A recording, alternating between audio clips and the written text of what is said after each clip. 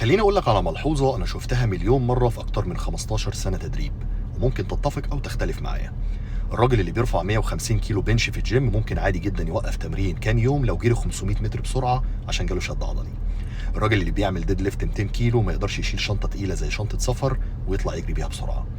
الراجل اللي كتافه كبيرة وعريضة ابنه لسه بيلعب في الشارع لوحده لأن أبوه ما يقدرش يجري معاه أكتر من ربع ساعة من غير ما يشحر. طيب ليه؟ ده يا سيدي لأن قوة الجيم مش زي قوة الشارع.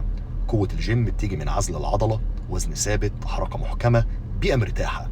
قوة الشارع بتيجي من نظام كامل زي وزن متغير، حركة عشوائية، بيئة فيها ضغط.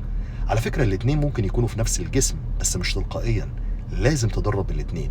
معظم الرجالة بيدربوا حاجة واحدة بس اللي هي قوة الجيم، عشان كده لما الحياة بتطلب منهم قوة الشارع بيلاقوا نفسهم أضعف من راجل عادي محدش يعرفه، بس الراجل دوت بيشتغل في شغل بدني كل يوم، زي اللي شغالين في المطابخ والمطاعم، زي عمال البنا في الشارع أو الفلاح في الغيط. دول عندهم قوة شارع من غير جيم.